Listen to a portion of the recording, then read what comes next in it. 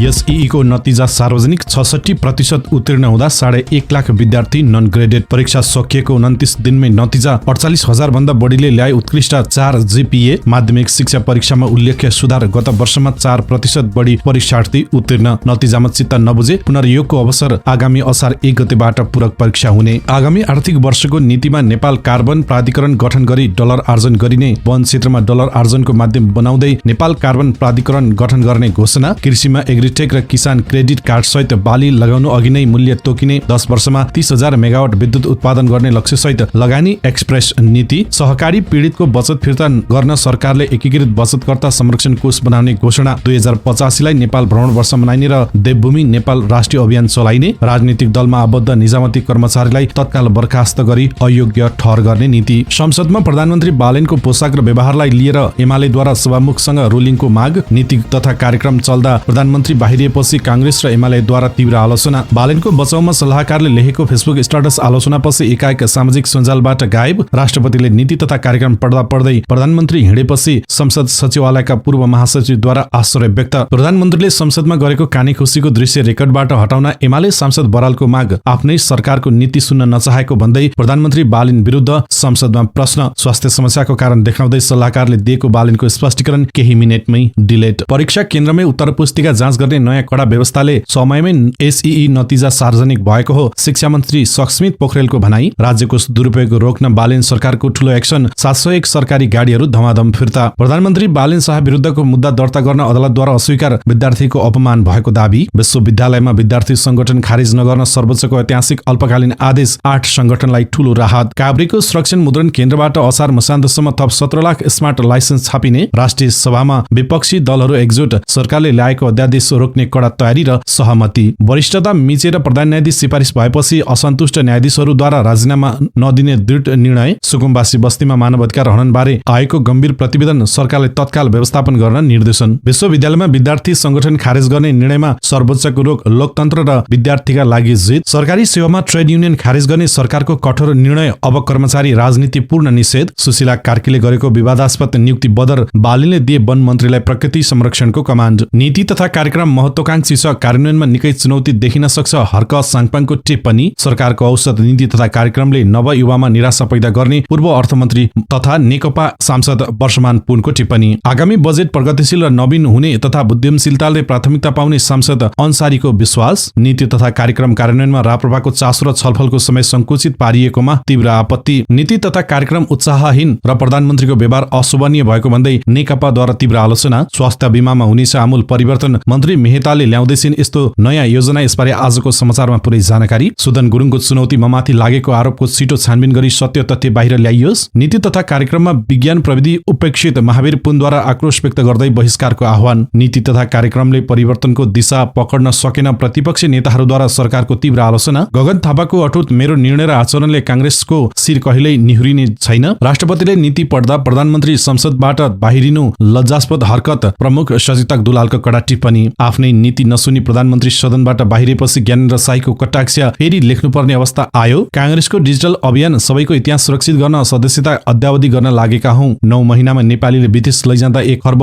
65 अर्ब बाहिरियो। शिक्षामा मात्रै ठूलो हिस्सा। जिन्जी आन्दोलनको मौका छोपी फरार भएका हत्या आरोपी कैदी काठमाडौँमा पक्राउ परे। 34 लाखका सुनका गहना चोरी गरी नगद बोकेर भाग्ने 3 अभियुक्त पक्राउ। कोशी प्राइड लिगको धमाका। एक्सन स्पोर्ट्सले गर्ने प्रत्यक्ष प्रसारण। विजेतालाई स्कुटर उपहार। ट्रम्पद्वारा इरानको युद्ध अन्त्यको प्रस्ताव अस्वीकार। आणविक वार्ता र प्रतिबन्धमा झन अन्यल। इजरायली ड्रोन र हवाई आक्रमणले लेबनानमा मचायो विटन्दा। एकै दिन 17 जनाको मृत्यु। विस्फोटक गाडीले प्रहरी चौकी ध्वस्त। आतंकवादी हमलामा 15 सुरक्षाकर्मीको मृत्यु। पाकिस्तानमा शोक। इरानसँग शान्ति भए पनि हिजबुल्लाहलाई नछाड्ने नेतान्याहुको चेतावनी। युद्ध जारी रहने संकेत। राजको लागि अन्तिम समाचार रहनेछ। 9 वर्षपछि ट्रम्पको चीन भ्रमण। सी जिनपिङसँग ऐतिहासिक वार्ता र व्यापारिक तनाव अन्त्यको आशा। दर्शक महानुभाव नमस्कार। नयाँ पार्टी न्यूजको समाचार बुलेटिनमा यहाँलाई स्वागत छ। म हुँ पुछार घरे। आज मिति 2083 वैशाख 29 गते मंगलबार मे 12 2026। आज अन्तर्राष्ट्रिय नर्स दिवस। ज्येष्ठ कृष्ण दशमी। नेपाल सम्मत 1146। सूर्योदय बिहान 5:16 भए पनि सूर्यास्त साँझ 6:43 हुनेछ। दर्शक महानुभाव नयाँ पार्टी न्यूजको समाचार बुलेटिन तपाईँ कहाँबाट हेरिरहनु भएको छ कृपया आफू रहेको स्थानको नाम कमेन्ट बक्समा लेखिदिनु होला। तपाईँ पहिलो पटक हाम्रो च्यानलमा समाचार हेर्दै हुनुहुन्छ भने कृपया हाम्रो च्यानललाई सब्स्क्राइब गरी नजिकै नजिकैको बेल आइकनलाई पनि क्लिक गर्नुहोला। हाम्रो मेहनतका लागि यस भिडियोलाई एक लाइक अवश्य गर्नुहोला। समाचारहरू अत्यन्तै महत्त्वपूर्ण रहेकाले यस भिडियोलाई अन्तिमसम्म हेरेर साथ दिनुहोला। आउनुहोस् दर्शक महानुभाव, अब लागौं समाचार विस्तारतर्फ। राष्ट्रिय परीक्षा बोर्डले माध्यमिक शिक्षा परीक्षा एसईई 2082 को नतिजा सोमबार सार्वजनिक गरेको छ। सरकारको निर्देशन अनुसार परीक्षा सकिएको 29 दिनभित्रै नतिजा प्रकाशन गरिएको हो। यस वर्ष सहभागी कुल 4,30,667 परीक्षार्थी मध्ये 65.98% अर्थात् 2,84,160 जना उत्तीर्ण भएका छन्। गत वर्षको 61.81% को तुलनामा यसपटक नतिजामा 4.17% ले सुधार देखिएको छ। देशभरबाट 3.6 देखि 4 जीपीए ल्याउने विद्यार्थीको संख्या 48,392 रहेको छ। त्यस्तै 3.2 देखि 3.6 जीपीए ल्याउने 80,372 र 2.8 देखि 3.2 जीपीए ल्याउने 94,222 र 2.4 देखि 2.8 जीपीए ल्याउने 55,977 विद्यार्थी रहेका छन्। 2 देखि 2.4 जीपीए ल्याउने 5,190 र 1.6 देखि 2 जीपीए ल्याउनेको संख्या 7 जना रहेको छ। नयाँ लेटर ग्रेडिङ निर्देशिका अनुसार सैद्धान्तिक तर्फ न्यूनतम 35% अंक ल्याउन नसक्दा 1,86,507 जना परीक्षार्थी एनजी नन ग्रेडमा परेका छन्। यो कुल सहभागीको झण्डै 34% हो। प्रदेशगत रूपमा बागमती प्रदेशबाट सबैभन्दा बढी 77,113 विद्यार्थी वर्गीकृत भएका छन् भने मध्य प्रदेशमा सबैभन्दा धेरै 31,725 विद्यार्थी नन ग्रेड भएका छन्। एनजी ल्याउने विद्यार्थीले कक्षा 11 मा भर्ना हुन पाउने छैनन्। उनीहरूका लागि बोर्डले आगामी असार 1 गतेदेखि 9 गतेसम्म पूरक ग्रेड वृद्धि परीक्षा सञ्चालन गर्ने निर्णय गरेको छ। यसपटक परीक्षार्थीको सहजताका लागि जतिवटा विषयमा एनजी आएको भए पनि पूरक परीक्षा दिन पाउने लचिलो व्यवस्था गरिएको छ। परीक्षा नियन्त्रक टुकराज अधिकारीका अनुसार परीक्षा केन्द्रमै उत्तर पुस्तिका परीक्षण गरिएकाले विगत भन्दा चाँडो नतिजा सार्वजनिक गर्न सम्भव भएको हो। नतिजामा चित्त नबुझे विद्यार्थीले जेठ 1 देखि 7 गतेसम्म अनलाइन मार्फत पुनर्योगका लागि आवेदन दिन सक्नेछन्। नतिजा नेपाल टेलिकमको 1600 विभिन्न एसएमएस सेवा, आईभीआर र बोर्डको आधिकारिक वेबसाइट मार्फत हेर्न सकिने व्यवस्था मिलाइएको छ। विद्यार्थी शिक्षकको प्रयत्न र परीक्षा पूर्वको तयारीले गर्दा नतिजामा क्रमिक सुधार आएको बोर्डको ठहर छ। बोर्डले सामुदायिक र निजी विद्यालयको छुट्टै उत्तीर्ण प्रतिशत भने पछि सार्वजनिक गर्ने जनाएको छ। आगामी शैक्षिक सत्रलाई प्रभावित नपार्ने गरी समयमै नतिजा ल्याउनलाई बोर्डले उपलब्धिका रूपमा लिएको छ। समग्रमा यो वर्षको नतिजाले शैक्षिक क्षेत्रका सकारात्मक संकेत दिएको विश्लेषण गरिएको छ। नेपाल सरकारले आगामी आर्थिक वर्ष 2083-84 को नीति तथा कार्यक्रम मार्फत मुलुकको आर्थिक समृद्धि र सुशासनका लागि महत्वाकांक्षी योजनाहरू सार्वजनिक गरेको छ। राष्ट्रपति रामचन्द्र पौडेलले संघीय संसदको संयुक्त बैठकमा प्रस्तुत गरेको यस कार्यक्रममा वन, कृषि, ऊर्जा, पर्यटन र प्रविधिलाई विशेष प्राथमिकता दिएको छ। सरकारले वन क्षेत्रलाई डलर आर्जनको प्रमुख आधार बनाउन नेपाल कार्बन प्राधिकरण गठन गर्ने घोषणा गरेको छ। यस अन्तर्गत कार्बन व्यापार र रेड प्लस कार्यक्रम मार्फत विदेशी मुद्रा आर्जन गर्ने र सामुदायिक वन समूहहरूलाई यसको प्रत्यक्ष हिस्सेदार बनाउने लक्ष्य राखिएको छ। वनको रक्षाका लागि ड्रोन र सैटेलाइट जस्ता आधुनिक प्रविधिको प्रयोग गरी डडेलो उच्च सतर्कता केन्द्र स्थापना गरिनेछ। ऊर्जा क्षेत्रमा आगामी 1 दशकभित्र 30,000 मेगावाट विद्युत उत्पादन गर्ने लक्ष्यसहित सरकारले लगानी एक्सप्रेस नीति अघि सारेको छ। यस नीति अन्तर्गत व्यवसाय दर्तादेखि निर्माण अनुमतिसम्मको प्रक्रिया 30 दिनभित्र सम्पन्न गरिनेछ भने ठूला विदेशी लगानीकर्ताका लागि नेपाल लगानी भिजा उपलब्ध गराइनेछ। उत्पादित विद्युतको आन्तरिक खपत बढाउनुका साथै छिमेकी मुलुकसँग गरिएका ऊर्जा सम्झौतालाई लगानीको आधार बनाइनेछ। स्वच्छ ऊर्जा प्रवर्धनका लागि ग्रीन हाइड्रोजन र हरित अमोनिया जस्ता रणनीतिक उद्योगलाई कर र भन्सारमा विशेष सहुलियत दिने तयारी सरकारको छ। कृषि क्षेत्रलाई प्रविधि मैत्री बनाउन एग्रीटेक र किसान क्रेडिट कार्डको अवधारणा ल्याइएको छ। अब किसानले बाली लगाउनु अघि नै न्यूनतम समर्थन मूल्य पाउनेछन् र भुक्तानी सिधै उनीहरूको बैंक खातामा जम्मा हुनेछ। बाँझो जमिन र उपयोग गर्न भूमि बैंक प्रणाली लागू गरिनेछ भने प्रमुख भन्सार बिन्दुहरूमा विषादी जाँच प्रयोगशाला विस्तार गरिनेछ। पर्यटनतर्फ विक्रमसम्म 2085 लाई नेपाल भ्रमण वर्ष बनाउने घोषणा गरिएको छ। देवभूमि नेपाल अभियान अन्तर्गत पशुपतिनाथ, लुम्बिनी, जनकपुरधाम र मुक्तिनाथलाई विश्व आध्यात्मिक केन्द्र बनाइनेछ। अन्तर्राष्ट्रिय विमानस्थलमा ई गेट प्रणाली जडान गरी पर्यटक सेवालाई पूर्ण रूपमा डिजिटल बनाइनेछ। सूचना प्रविधि क्षेत्रलाई राष्ट्रिय रणनीतिक उद्योग घोषणा गर्दै सरकारले नेपाललाई टेक हब बनाउने योजना अघि सारेको छ। डिजिटल सुशासन ब्लुप्रिन्ट अनुरूप जी क्लाउड र डाटा नीतिको कार्यान्वयनका लागि केन्द्रीय समन्वय प्रणाली विकास गरिनेछ। सबै आर्थिक कारोबारलाई डिजिटल प्लेटफर्ममा आबद्ध गरी नगद रहित र पारदर्शी अर्थतन्त्रको जग बसालिनुको साथै मध्यम वर्गीय परिवारमाथिको करको बोझ घटाउन संरचनागत पुनरावलोकन गरिनेछ। वैदेशिक रोजगारीबाट फर्केका युवाहरूको सिप पासपोर्ट मार्फत अभिलेखीकरण गरिनेछ। प्रशासनिक सुधारका लागि सरकारले कडा नीति अख्तियार गरेको छ। राजनीतिक दलमा आबद्ध भएको पाइएमा निजामती कर्मचारीलाई तत्काल बर्खास्त गरिने र उनीहरू भविष्यमा कुनै पनि सरकारी सेवामा अयोग्य हुनेछन्। सार्वजनिक संस्थानहरूको कार्यक्षमता वृद्धि गर्न तिनीहरूको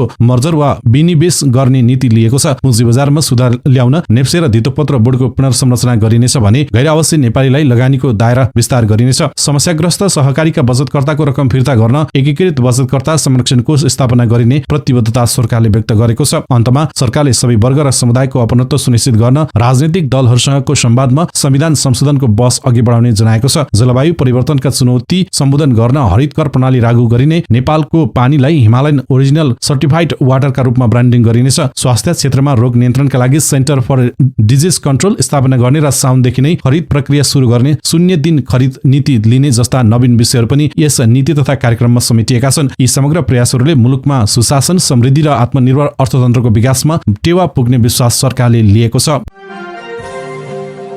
प्रधानमन्त्री बालेन्द्र शाह बालेनको संसदभित्रको व्यवहार र पोसाकलाई लिएर प्रमुख राजनीतिक दलहरूले गम्भीर आपत्ति जनाएका छन्। सोमबार सँगै संसदको संयुक्त बैठकमा राष्ट्रपति रामचन्द्र पौडेलले आगामी आर्थिक वर्षको नीति तथा कार्यक्रम प्रस्तुत गरिरहँदा प्रधानमन्त्री बालेन्द्र शाहले राष्ट्रिय पोसाक नलगाएको र अस्वाभाविक व्यवहार देखाएको भन्दै संसदमा प्रश्न उठेको हो। नेकपा एमालेका सांसद गुरूप्रसाद बरालले प्रधानमन्त्रीले राष्ट्रिय महत्त्वका बैठकहरूमा राष्ट्रिय पोसाकको परिपालना गर्नुपर्ने हो कि होइन भन्दै सभामुखतर्फ रुलिङको माग गरेका छन्। सांसद बरालले देशमा कस्तो चलाउन खोजेको भन्दै प्रधानमन्त्रीको कार्यशैलीप्रति नियमावती जनाएका छन्। राष्ट्रपतिले नीति तथा कार्यक्रम वाचन गरिरहेको समयमा प्रधानमन्त्रीले करिब 15 मिनेट साइटक अर्थात् कानेखुसी गरेको भन्दै एमालेले उक्त दृश्य संसदीय रेकर्डबाट हटाउन माग गरेको छ। सांसद बरालले फ्रन्ट लाइनमा बसेर गरिएको यस्तो संवाद संसदीय मर्यादा विपरीत र अशोभनीय भएको जिकिर गरे। अझ गम्भीर विषय त के छ भने राष्ट्रपतिले सम्बोधन गरिरहेका बेला प्रधानमन्त्री बालेन शाह बैठक हलबाट उठेर बाहिरिएका थिए। आफ्नै नेतृत्वको सरकारको नीति तथा कार्यक्रम प्रस्तुत भइरहँदा प्रधानमन्त्री विषयमा निस्किएर हिँडेको घटनालाई प्रतिपक्षी दलहरूले बैठक बहिष्कार गरेको र संसदीय मर्यादाको उपहास गरेको रूपमा व्याख्या गरेका छन्। यस घटनाप्रति नेपाली कांग्रेसले पनि कडा विज्ञप्ति जारी गर्दै आपत्ति प्रकट गरेका छन्। कांग्रेस प्रवक्ता देवराज चालिसेका अनुसार प्रधानमन्त्रीको यस्तो अस्वाभाविक शैलीले लोकतान्त्रिक संस्कार र संवैधानिक परम्पराको अवमूल्यन गरेको छ। राष्ट्रिय पोसाक कानूनी रूपमा अनिवार्य नभए पनि संवैधानिक अवसरमा राज्यको प्रतीकात्मक गरिमाका लागि यसको प्रयोग स्थापित अभ्यास रहेको कांग्रेसको भनाइ छ। संसद सचिवालयका पूर्व महासचिव मनोहर प्रसाद भट्टराईले समेत आफ्नो 40 वर्षको सेवा अवधिमा यस्तो दृश्य कहिल्यै नदेखेको भन्दै संसदको गरिमा र शिष्टाचार पालना नगरेकोमा चिन्ता व्यक्त गरेका छन्। प्रधानमन्त्रीको चौतर्फी आलोचना भएपछि उनका राजनीतिक सल्लाहकार असीम शाहले सामाजिक सञ्जाल मार्फत बचाउ गर्ने प्रयास गरेका थिए। शाहले प्रधानमन्त्रीको स्वास्थ्यमा अचानक समस्या देखिएकाले केही समय विश्राम लिन बाहिरिएको र पछि पुनः कार्यक्रममा सहभागी भएको दावी गरेका छन्। तर उक्त स्पष्टीकरण सार्वजनिक भए लगत्तै सामाजिक सञ्जालमा सयौं नकारात्मक टिप्पणीहरू आएपछि सल्लाहकार शाहले आफ्नो फेसबुक स्ट्याटस केही मिनेटमै डिलिट गरेका छन्। सल्लाहकारले स्पष्टीकरण दिने र फेरि हटाउने कार्यले घटनालाई थप शंकास्पद र विवादित बनाएको छ। राज्य व्यवस्था समितिको बैठकमा समेत प्रधानमन्त्री उपस्थित नभएपछि कांग्रेसले बैठक बहिष्कार गरेको थियो। कांग्रेस संसदीय दलका नेता भीष्मराज आङदेवेले प्रधानमन्त्री गैर जिम्मेवार बन्दै गएको आरोप लगाएका छन्। सभामुख डीपी अर्यालले प्रधानमन्त्रीको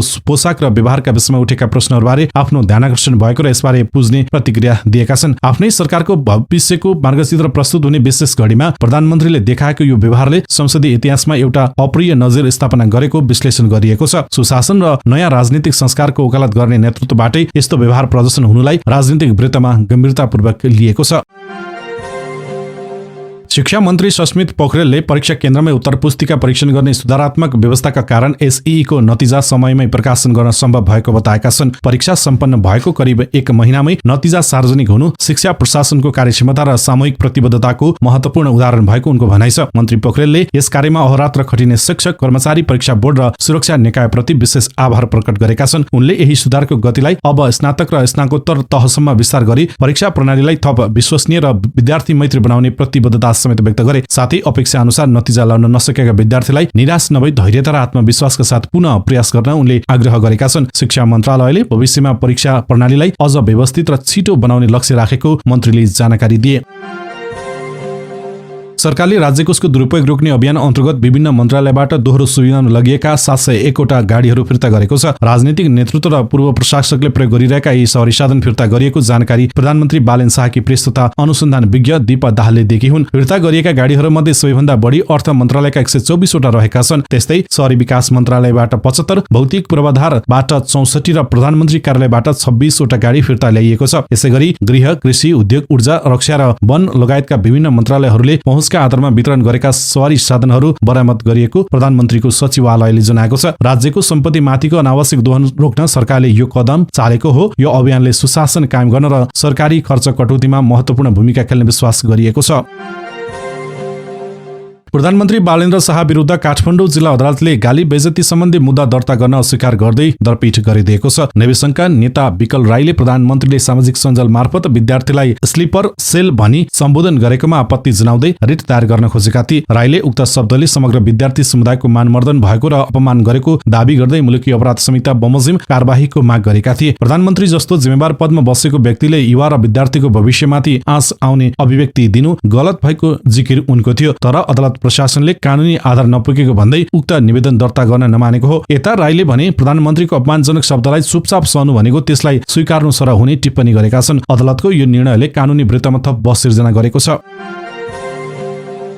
सर्वोच्च अदालतले विश्वविद्यालयहरूमा क्रियाशील विद्यार्थी संगठनहरू खारिज नगर्न सरकारका नाममा अल्पकालीन आदेश जारी गरेको छ। वर्तमान सरकारले विद्यार्थी संगठनहरू खारिज गर्ने भनी गरेको निर्णय विरुद्ध 8 वटा विद्यार्थी संगठनले संयुक्त रूपमा सर्वोच्चमा रिट दायर गरेका थिए। उक्त रिटमाथि प्रारम्भिक सुनवाई गर्दै अदालतले संगठन खारिजको प्रक्रिया तत्काल अघि नबढाउन आदेश दिएको हो। सरकारको निर्णयले लोकतान्त्रिक अभ्यास र विद्यार्थीको मौलिक हकमाथि आँच पुर्याएको दावी गर्दै विद्यार्थी नेताहरू कानूनी उपचारका लागि अदालत पुगेका थिए। अदालतको यो आदेशसँगै क्याम्पसहरूमा विद्यार्थी राजनीतिको भविष्यबारे नयाँ बहस सुरु भएको छ। मुद्दाको अन्तिम किनारा नलागुन्जेलसम्मका लागि संगठनहरू यथावत रहने भएपछि आन्दोलनरत पक्षले यसलाई आफ्नो प्रारम्भिक जितको रूपमा लिएका छन्। अब सरकारले यस विषयमा लिखित जवाफ पेश गर्नुपर्नेछ।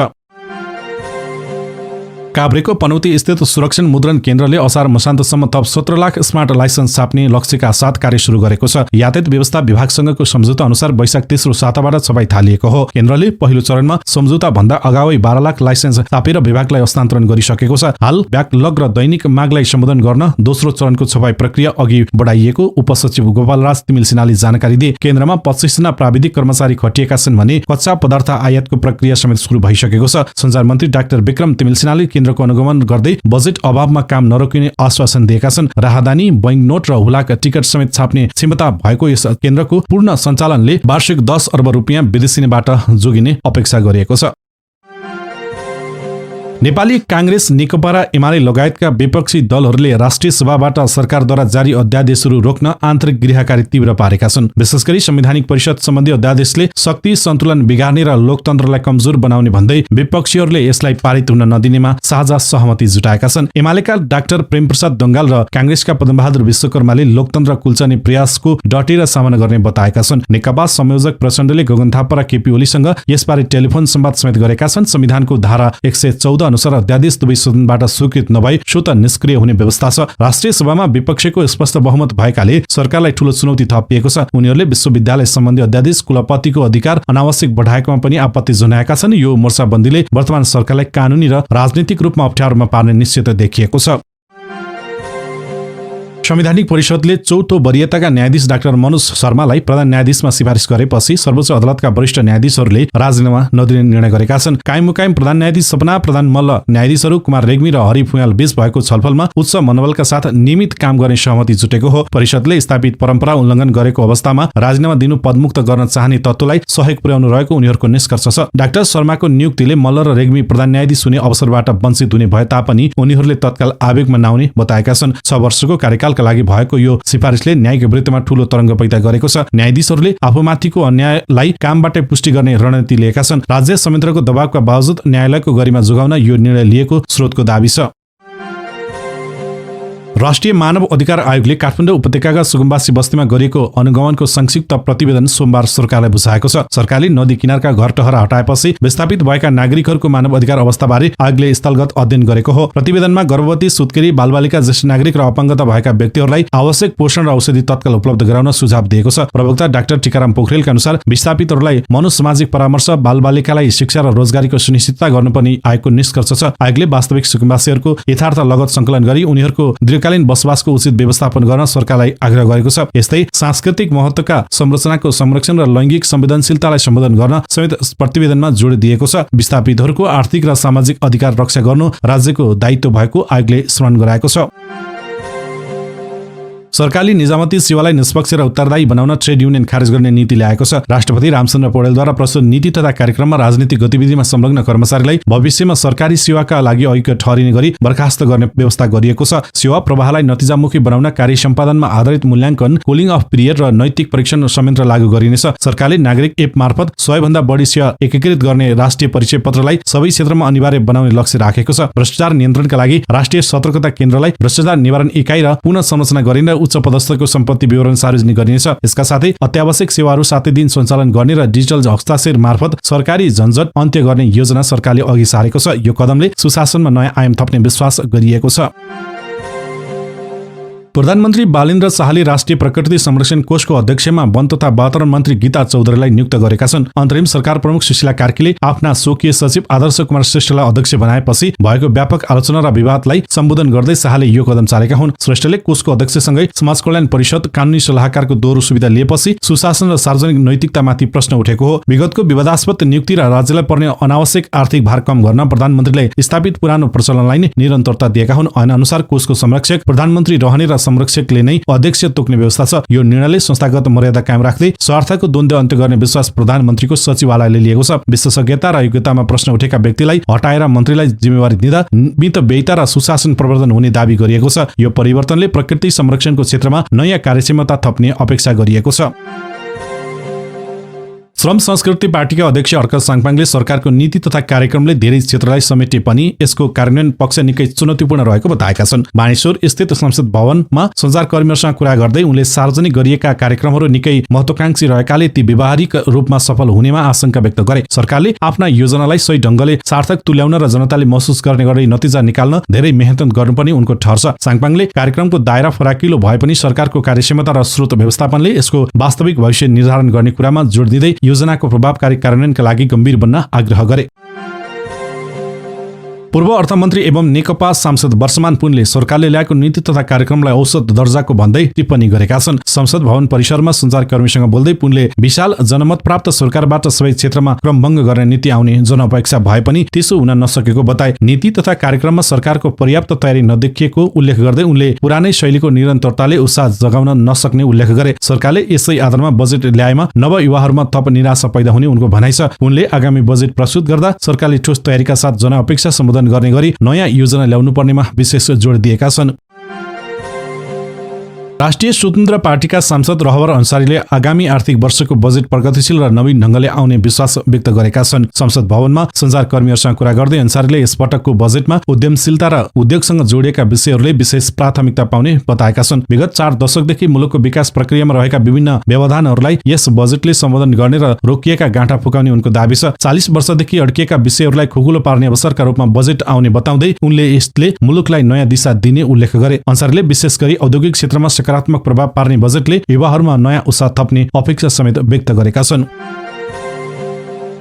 राष्ट्रिय प्रजातन्त्र पार्टीकी प्रमुख सचेतक खुशबु ओलीले सरकारको नीति तथा कार्यक्रमको प्रभावकारी कार्यान्वयनमा जोड दिँदै छलफलको समय अपुग भएको बताएकी छन्। नीति तथा कार्यक्रम सुन्दा सकारात्मक लागे पनि कार्यान्वयन पक्ष सधैँ चुनौतीपूर्ण रहने उनले औल्याएकी छिन्। वर्तमान सरकारसँग अस्पष्ट बहुमत रहेकाले यसपटक सफल कार्यान्वयन हुनेमा आशावादी रहे पनि नतिजा पर्खिनुपर्ने उनको तर्क छ। संसदीय प्रक्रियाप्रति असन्तुष्टि जनाउँदै ओलीले नीति तथा कार्यक्रममाथिको बहसलाई एकै दिनमा खुम्च्याउनु न्यायसङ्गत नभएको टिप्पणी गरिन्। छलफलको समय संकुचित गर्दा सांसदहरूले जनसरकारका मुद्दा संसदमा सशक्त रूपमा उठाउने अधिकार कुण्ठित भएको भन्दै उनले पर्याप्त समय उपलब्ध गराउन सभामुखको ध्यानाकर्षण समेत गराएकी छन्।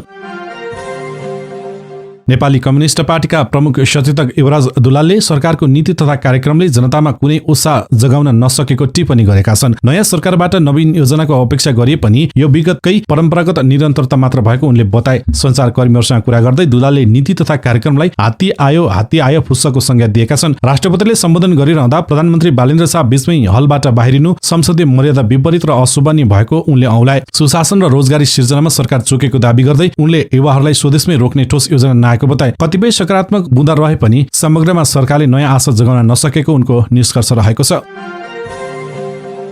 स्वास्थ्य तथा जनसङ्ख्या मन्त्री निशा मेहताले स्वास्थ्य बीमालाई त व्यवस्थित र जनमैत्री बनाउन सरकारले विशेष तयारी गरिरहेको बताएकी छन्। वीर अस्पतालमा राष्ट्रिय सरसफाई सप्ताह शुभारम्भ गर्दै उनले बीमाका विद्यमान समस्या समाधान गर्न मन्त्रालयले गहन गृहकार्य गरिरहेको जानकारी दिए। बीमा कार्यक्रममा रहेका पेचिलो चुनौती स्वीकार गर्दै सुधार सम्बन्धी कार्ययोजना अन्तिम चरणमा पुगेको उनले स्पष्ट पारिन्। सेवा प्रवाहमा ढिलाइ, दाबी, भुक्तानीको जटिलता र पहुँचका कमजोरी बारे जनगुनासो चुलिएपछि सरकारले सहजीकरणको पहल थालेको हो। नागरिकलाई सहज हुने गरी चाँडै नयाँ व्यवस्था सार्वजनिक गरिने मन्त्रीले बताइन्। यस योजनाले स्वास्थ्य सेवालाई सरल र प्रभावकारी बनाउँदै आम जनताको पहुँचमा पुर्याउने लक्ष्य राखेको छ। राष्ट्रिय स्वतन्त्र पार्टीका सांसद एवं पूर्व गृहमन्त्री सुदन गुरुङले आफूमाथि लागेको आरोपको तत्काल छानबिन गर्न माग गरेका छन्। सोमबार संसद भवनमा सञ्चारकर्मीसँग कुरा गर्दै उनले आफू छानबिनको पर्खाइमा रहेको र दोषी ठहरिए कारबाही भोग्न तयार रहेको बताए। व्यवसायी दीपक भट्टको शेयर कनेक्सनका कारण विवादमा मुसिएका गुरुङले आफू निर्दोष पुष्टि भए झुटो आरोप लगाउनेहरूमाथि पनि कानुनी कारबाही हुनुपर्ने अडान राखेका छन्। उनले अनुसन्धान प्रक्रियालाई नटार्न र छिटो टुङ्गो लगाउन सरकारलाई आग्रह गरे। यस प्रकरणले राजनीतिक वृत्तमा चर्चा पाएपछि गुरुङले आफ्नो पक्ष स्पष्ट पार्दै छानबिनमा पूर्ण गर्ने प्रतिबद्धता समेत जनाएका छन्। स्वतन्त्र सांसद महावीर पुनले सरकारको नीति तथा कार्यक्रमले विज्ञान र प्रविधिलाई पूर्णतया व्यवस्था गरेको भन्दै कडा असन्तुष्टि व्यक्त गरेका छन्। राष्ट्रपति रामचन्द्र पौडेलले संसदमा पेश गरेको आगामी आर्थिक वर्षको नीतिमा नवप्रवर्तन तथा अनुसन्धानका विषय नसमेटिएको पुनको ठेम्याइ छ। राष्ट्रिय आविष्कार केन्द्रका सञ्चालक समेत रहेका पुनले देशको समृद्धिका लागि वैज्ञानिक विकास अपरिहार्य भए पनि नेतृत्वले यसलाई नबुझेको आरोप लगाए। उनले विज्ञानलाई उपेक्षा गर्ने नेताहरूलाई आगामी निर्वाचनमा भोट नदिएर सजाय दिने समेत जनतालाई आग्रह गरेका छन्। विकासको मूल आधार मानिने अनुसन्धान क्षेत्रलाई बजेट र प्राथमिकता नराखिएको भन्दै उनले सरकारको अदूरदर्शी सोचको आलोचना समेत गरे। प्रमुख प्रतिपक्षी नेपाली कांग्रेसका नेता अर्जुन नरसिंह केसीले सरकारको नीति तथा कार्यक्रमले परिवर्तनको संकेत नदेखिएको बताएका छन्। संसदमा प्रस्तुत आगामी आर्थिक वर्षको नीतिबारे प्रतिक्रिया दिँदै उनले सीमित स्रोतबीच जनताका आकांक्षा बजेटले कसरी सम्बोधन गर्छ भन्नेमा आशंका व्यक्त गरे। यसैगरी विपक्षी नेपाली कम्युनिस्ट पार्टीका सचेतक युवराज दुलालले नीति कार्यक्रमलाई विगतकै निरन्तरता मात्र भएको टिप्पणी समेत गरेका छन्। नयाँ सरकारबाट नयाँ सोच र कार्यक्रम आउने अपेक्षा गरे पनि परम्परागत शैली नछोडेको उनको धारणा छ। स्रोत साधनको परिचालन र नयाँ योजनाको अभावमा यो नीतिले मुलुकलाई नयाँ दिशा दिन नसक्ने प्रतिपक्षी दलका नेताहरूको साझा निष्कर्ष रहेको देखिन्छ। नेपाली कांग्रेसका सभापति गगन थापाले आफ्नो व्यक्तिगत आचरण र निर्णयका कारण कुनै पनि कार्यकर्ताको शिर निहुरिन नदिने प्रतिबद्धता जनाएका छन्। सुर्खेतमा आयोजित कर्णाली प्रदेश स्तरीय भेलालाई सम्बोधन गर्दै उनले कठिन परिस्थितिमा पार्टी जोगाएको भन्दै कर्णालीका नेताहरूको प्रशंसा गरे। थापाले अब कांग्रेसलाई चुनावी चिन्ता भन्दा गहिरो चिन्तन आवश्यक रहेको औलाउँदै पार्टीलाई प्रविधि मैत्री बनाउनु पर्नेमा जोड दिएका छन्। उनले कर्णाली सरकारको नेतृत्व अब कांग्रेसले गर्ने घोषणा गर्दै विधान विपरीत चल्नेलाई कडा चेतावनी समेत दिएका छन्। भेलाले पार्टी एकतामा जोड दिँदै पुराना नेताहरूलाई समाहित गर्नुपर्ने निष्कर्ष निकालेको छ। अनुशासन र सांगठनिक शुद्धिकरण गर्नै आगामी मुख्य रणनीति हुने थापाको भनाइरहेको छ।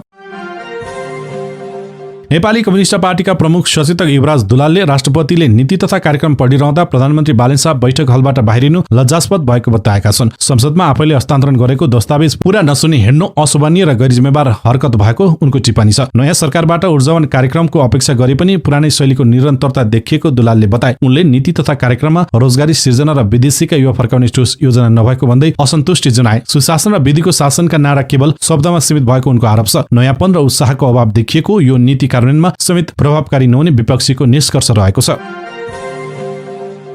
संसदमा राष्ट्रपतिबाट सरकारको नीति तथा कार्यक्रम प्रस्तुत भइरहँदा प्रधानमन्त्री बालेन्द्र शाह बाहिरिएपछि राप्रपाका प्रमुख सचेतक ज्ञानेन्द्र शाहीले कडा व्यङ्ग्य गरेका छन्। सामाजिक सञ्जाल मार्फत शाहीले आफ्नै नेतृत्वमा तयार पारिएको दस्तावेज सुन्न प्रधानमन्त्रीलाई मन नलागेको हो कि भन्दै प्रश्न उठाएका हुन्। संवैधानिक रूपमा सरकारकै नीति वाचन भइरहेका बेला प्रधानमन्त्रीको यस्तो व्यवहारले नीति तथा कार्यक्रम संशोधन सहित पुनः लेख्नुपर्ने अवस्था देखेको उनले टिप्पणी गरे। प्रधानमन्त्रीको यो कदमलाई अन्य दलका सांसदहरूले समेत अस्वाभाविक र गैरजिम्मेवार भन्दै आलोचना गरिरहेका छन्। आफ्नै सरकारको मार्गचित्र प्रस्तुत हुँदा सदन छोड्नुले राजनीतिक वृत्तमा सरकारको गम्भीरतामाथि ठूलो प्रश्न चिन्ह खडा गरिदिएको छ।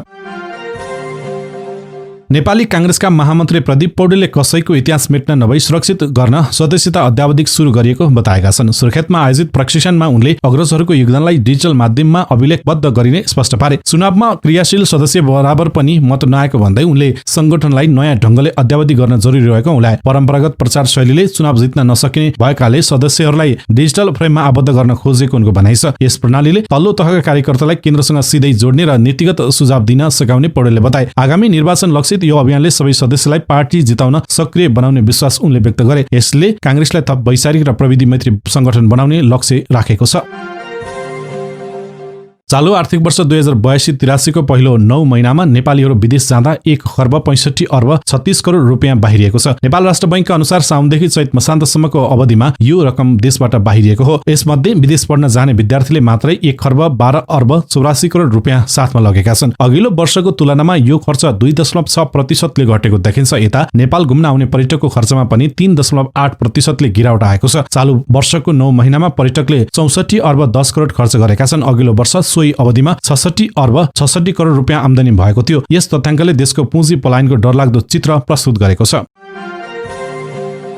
कास्की कारागारबाट फरार कर्तव्यज्यान मुद्दाका कैदी उमेश राई 9 महिनापछि काठमाडौँमा पक्राउ परेका छन्। 2081 सालमा आजीवन कैद सजाय सुनाइएका खोटाङका 33 वर्षीय राई गत भदौको जेन्जी आन्दोलनको फाइदा उठाउँदै कारागार मुक्त भएका थिए। केन्द्रीय अनुसन्धान ब्युरोको विशेष टोलीले उनलाई गोकर्णेश्वरको बोमथलीबाट नियन्त्रणमा लिएको हो। लोकेसेवी बस्दै आएका राईलाई ब्युरोले आवश्यक कानुनी कारबाही र बाँकी कैद भुक्तानका लागि जगन्नाथदेव कारागार चलान गरेको छ। लामो समयको खोजीपछि प्रहरीले फरार अभियुक्तलाई समात्न सफल भएको हो।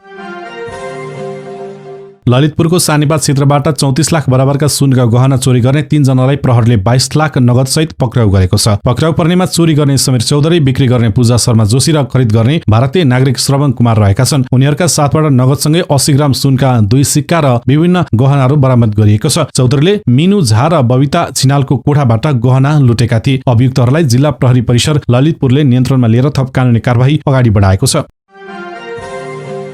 कोशी प्राइड लिगको तेस्रो संस्करणको प्रत्यक्ष प्रसारण एक्सन स्पोर्ट एजले गर्ने भएको छ। जेठ 9 देखि 23 गतेसम्म सञ्चालन हुने यस T20 प्रतियोगिताका लागि आयोजक र डिस मिडिया नेटवर्क बीच सम्झौता पत्रमा हस्ताक्षर भएको छ। प्रतियोगिताको उत्कृष्ट खेलाडीलाई TBS एन्टोर स्कुटर प्रदान गरिनेछ। लिगमा एभरेस्ट थन्डर्स र बिर्तामोड हेड सहित 7 फ्रेन्चाइज टिमहरूले प्रतिस्पर्धा गर्दैछन्। सहभागी टिमहरूले अक्सन र ड्राफ्ट मार्फत आफ्ना खेलाडीहरू अनुबन्ध गरिसकेका छन्। 2 पटक चारिएको यो रोमाञ्चक क्रिकेट प्रतियोगितामा अब जेठ दोस्रो साताबाट सुरु हुनेछ।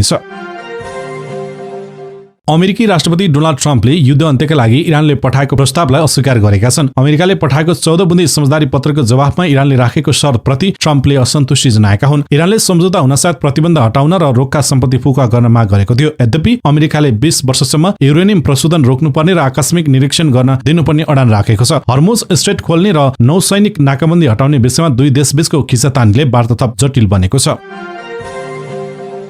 इजरायलले लेबनानको राजधानी बेरुत र दक्षिणी क्षेत्रमा गरेको तीव्र ड्रोन तथा हवाई आक्रमणमा कम्तीमा 17 जनाको मृत्यु भएको छ। मृतकमध्ये एक 22 वर्षीय बालिका छिन् भने अन्य 15 जना घाइते भएका छन्। गत अप्रिल 17 मा युद्धविराम घोषणा भए तापनि इजरायल र हिजबुल्लाह बीचको द्वन्द्व अझै रोकिएको छैन। शनिबार बेरुत जोड्ने राजमार्ग र विभिन्न गाउँहरूलाई लक्षित गरी भएका यी आक्रमणहरूले युद्धविराम पछिको ठूलो मानवीय क्षति निम्त्याएका छन्। पछिल्ला सैन्य गतिविधिले यस क्षेत्रमा शान्तिको सट्टा पुनः गम्भीर तनाव र सुरक्षा चुनौती बढाएको छ। पाकिस्तानको खैबर पख्तुनख्वामा भएको भीषण आतंकवादी आक्रमण परि ज्यान गुमाउनेको प्रहरीको संख्या 15 पुगेको छ। बन्नु शहरको बाहिरी क्षेत्रमा रहेको प्रहरी चौकीमा विस्फोटक पदार्थ भरिएको गाडी ठोक्काएपछि आतंककारीहरूले अन्धाधुन्ध गोली चलाएका थिए। विस्फोटले चौकीको भवन ध्वस्त हुँदा भग्नावशेषबाट 12 जनाको शव निकालिएको थियो भने अन्य 3 उपचारका क्रममा मृत्यु भएको छ। आक्रमणमा घाइते भएका 3 प्रहरीको अवस्था अहिले सामान्य छ। बन्नु मेडिकल एन्ड टिचिङ इन्स्टिट्युटका अनुसार मृतक सबै प्रहरी जवान हुन्। सुरक्षाकर्मीले अहिले उक्त क्षेत्रमा कडा अपरेसन सुरु गरेको छ। इजरायली प्रधानमन्त्री बेन्जामिन नेतान्याहुले इरानसँग सम्झौता भए तापनि हिजबुल्लाह विरुद्धको सैन्य कारबाही नरोकिने प्रश्न पारेका छन्। CBS न्यूजसँगको अन्तर्वार्तामा उनले क्षेत्रीय सुरक्षाका लागि इरानको शक्ति कमजोर हुनु वा सत्ता परिवर्तन हुनु अनिवार्य रहेको जिकिर गरे। नेतान्याहुका अनुसार इरान कमजोर भएमा हमास र हुती विद्रोहीहरूको सञ्जाल स्वतः ध्वस्त हुनेछ। अमेरिकी राष्ट्रपति ट्रम्पको सम्भावित दबावबारे ठोस जवाफ नदिए पनि उनले हिजबुल्लाहसँगको शत्रुता तत्काल अन्त्य नहुने अडान दोहोर्याएका छन्। यस अभिव्यक्तिले लेबनान सीमामा जारी युद्ध अझै केही समय लम्बिने निश्चित देखिएको छ। अमेरिकी राष्ट्रपति डोनाल्ड ट्रम्प 9 वर्षपछि आगामी मे 13 देखि 15 सम्म चीनको राजकीय भ्रमणमा जाँदैछन्। चीनिया राष्ट्रपति सी जिनपिङसँग हुने उच्च स्तरीय वार्तामा इरान युद्ध, व्यापारिक तनाव, ताइवान मामिला र एआई प्रविधि मुख्य एजेन्डा रहनेछन्। भ्रमणमा अमेरिकी शीर्ष सीईओहरूको समेत सहभागिता रहनेछ, जहाँ एरोस्पेस र ऊर्जा क्षेत्रमा केही सम्झौता हुन सक्ने अनुमान छ। मध्य पूर्वको तनावका कारण स्थगित भएको यो भ्रमणले विश्वव्यापी ऊर्जा आपूर्ति र हर्मुज जलसन्धि सङ्कट समाधानमा महत्त्वपूर्ण भूमिका खेल्ने अपेक्षा गरिएको छ। हाम्रो टोटल चाहिँ परीक्षार्थी मध्ये नियमिततर्फ 65.98% चाहिँ ग्रेडेड भएका छन्, वर्गीकृत, जसले चाहिँ ग्रेड प्राप्त गरेका छन्। त्यसमा चाहिँ टोटल विद्यार्थी अनि 4,30,667 मध्ये 2,84,160 जना विद्यार्थी ग्रेडेड छन् र 1,46,507 जना चाहिँ नन ग्रेडेडमा चाहिँ रहेका छन्। र त्यो हिसाबले जिपिए को हिसाबले चाहिँ हेर्दाखेरि 1 देखि 2 चाहिँ जिपिए प्राप्त गर्ने 7 जना विद्यार्थी छन्। त्यसै गरेर 2 देखि 2.4 प्राप्त गर्ने 5,190 जना विद्यार्थीले चाहिँ 2 देखि 2.4 चाहिँ जिपिए प्राप्त गरेका छन्। त्यसै गरी 2.4 देखि 2.8 जिपिए प्राप्त गर्ने 55,977 जना विद्यार्थी छन्। त्यसै गरेर 2.8 देखि 3.2 सम्म चाहिँ जिपिए प्राप्त गर्ने 94,222 जनाले प्राप्त गरेका छन् भने त्यसै गरेर 3.2 देखि 3.6 सम्म चाहिँ जिपिए प्राप्त गर्ने 80,372 जना छन्। 3.6 देखि 4 जिपिए ल्याउने 48,392 जना परीक्षार्थीले चाहिँ यसरी जिपिए प्राप्त गरेको अवस्था छ।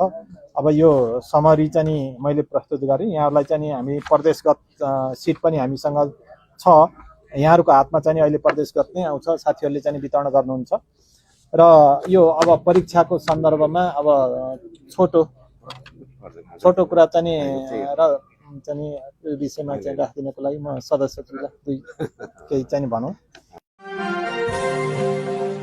तथा कार्यक्रम जहिले पनि सुन्दा राम्रै हुन्छ, त्यसको कार्यान्वयन पक्ष हो महत्त्वपूर्ण।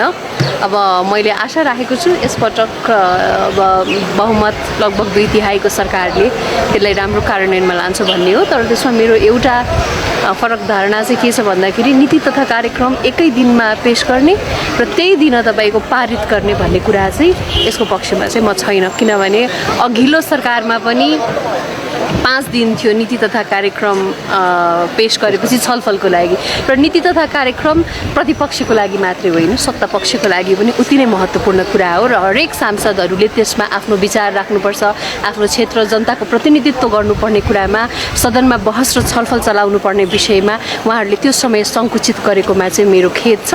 तर मलाई आशा के छ भन्दाखेरि 2/3 सरकार हो, कार्यान्वयन पक्ष अब कस्तो छ भन्ने अब शङ्काको लाभ दिएर हेर्नु बाँकी छ। नभए सुन्दा त सबै नीति कार्यक्रम अहिलेसम्मको उत्कृष्टै सुन्या हो, कार्यान्वयन पक्ष चाहिँ महत्त्वपूर्ण छ। र अहिले पनि हामीले सभामुखज्यूलाई निरन्तर भनिराखेको छौँ यो नीति तथा कार्यक्रम एकै दिनमा हुने, जुन उहाँले चाहिँ पारित हुने यो छलफल एक दिनमै टुङ्ग्याउने, त्यो पनि सदन कति नै समय खुल्छ र होइन, बिहानदेखि बेलुका त होइन। त्यसैले गर्दा त्यो समय पर्याप्त छैन। प्रतिपक्षको लागि मात्रै होइन, सत्ता पक्षका सांसदहरूका पनि धेरै मुद्दा मामिलाहरू छन्, जनताका मुद्दाहरू सदनमा छलफल गर्नुपर्ने छ होइन। किनभने त्यहाँ आएपछि न भोलि योजनामा आउँछन् होइन, परिणत हुन्छन्। त्यसैले गर्दाखेरि यसमा चाहिँ मेरो फरक छ। नीति तथा कार्यक्रम जहिले पनि राम्रै आउँछ, कार्यान्वयन पक्ष हो हामीले हेर्न पर्ने, त्यो चुनौतीपूर्ण छ, त्यो राम्रो हुनु पर्यो।